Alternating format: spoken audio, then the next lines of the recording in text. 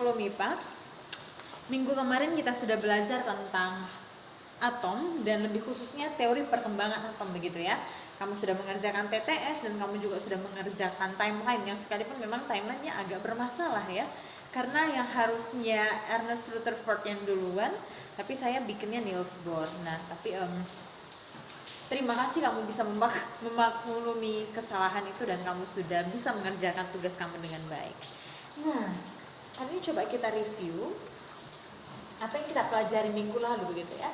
Nah, minggu lalu kita belajar bahwa atom adalah satu istilah yang dicetuskan oleh Democritus begitu ya, karena dia menemukan bahwa ketika materi ini dikecil dan diperhalus hingga mendapatkan unit yang paling kecilnya, maka kita akan ketemu dengan sesuatu yang tidak dapat dibagi, sehingga partikel itu yang disebut oleh dia sebagai atomos, tidak dapat dibagi.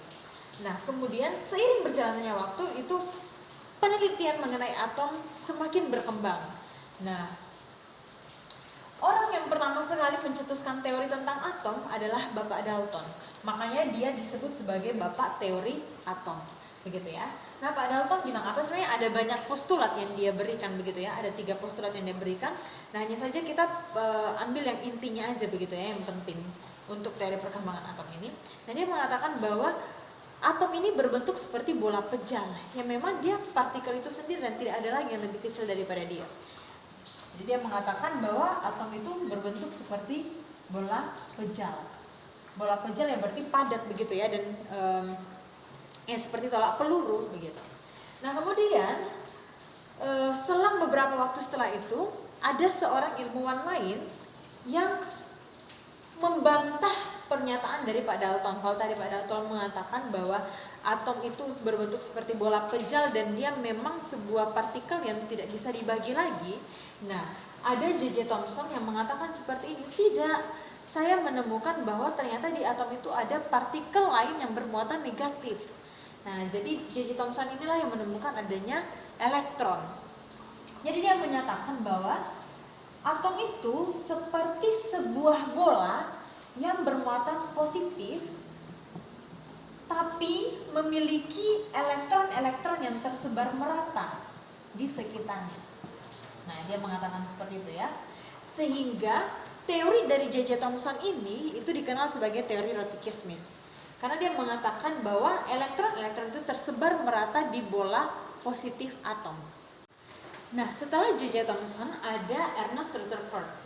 Ernest Rutherford selangkah lebih maju lagi daripada J.J. Thomson. Nah, jadi dia mengatakan bahwa atom ini bukan cuma sekadar bola yang berbentuk positif dengan elektron-elektron yang tersebar merata di permukaannya, tidak begitu ya. Tapi ternyata elektron ini adalah sebuah partikel yang terdiri dari inti atom dan juga ada ruang kosong di sekitarnya. Nah, jadi dia menemukan hal ini dengan melakukan sebuah percobaan sinar alfa. Nah, secara lebih jelasnya kamu bisa membaca bukumu lagi ya, Nak ya. Nah, intinya adalah dia menemukan bahwa di dalam suatu atom terdapat sebuah inti yang bermuatan positif. Terdapat sebuah inti yang bermuatan positif dan ada ruang kosong di sekitarnya, dan di sekitar ruang kosong ini beredar elektron gitu ya.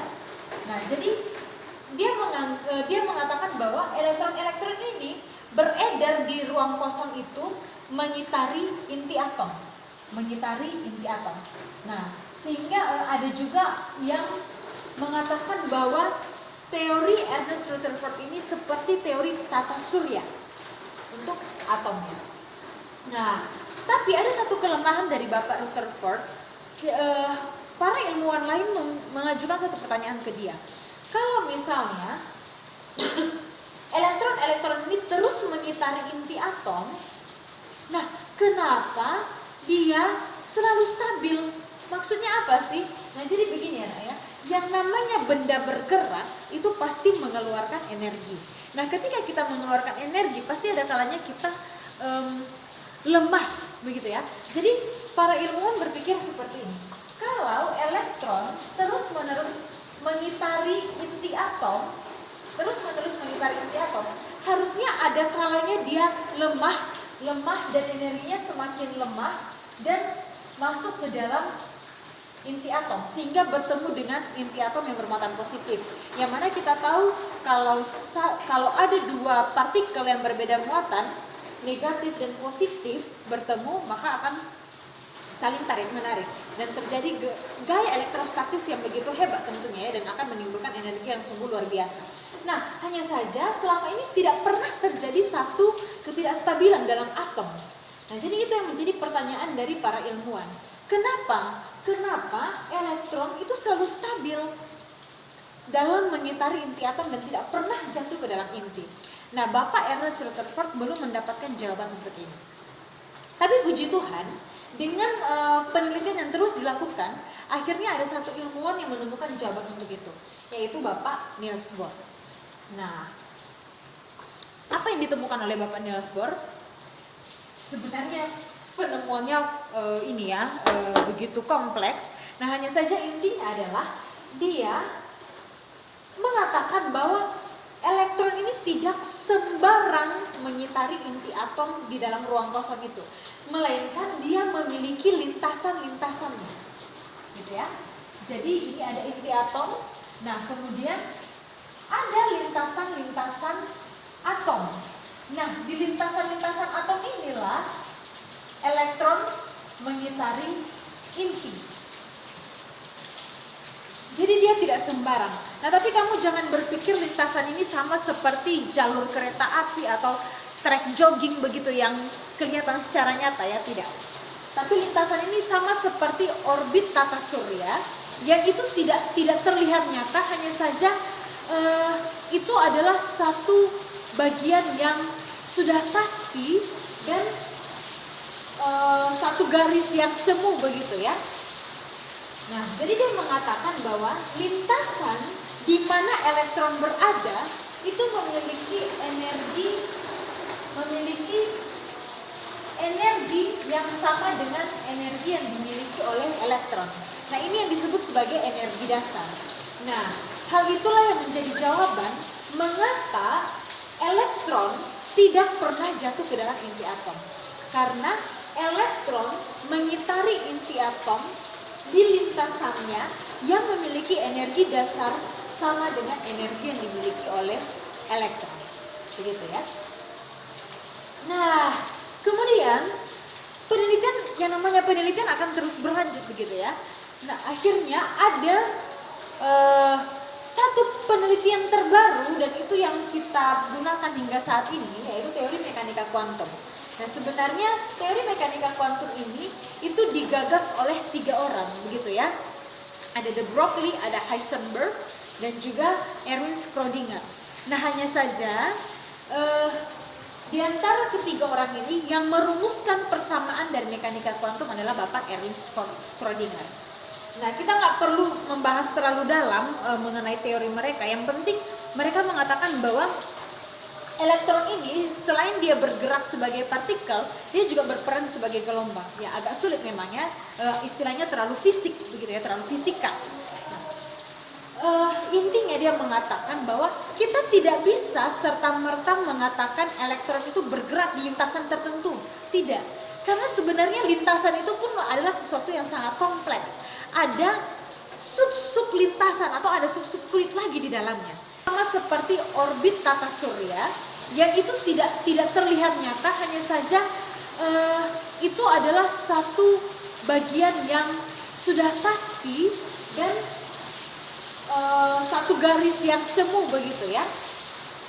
Nah, jadi dia mengatakan bahwa lintasan di mana elektron berada itu memiliki energi yang sama dengan energi yang dimiliki oleh elektron. Nah, ini yang disebut sebagai energi dasar. Nah, hal itulah yang menjadi jawaban mengapa elektron tidak pernah jatuh ke dalam inti atom. Karena elektron mengitari inti atom di lintasannya yang memiliki energi dasar sama dengan energi yang dimiliki oleh elektron.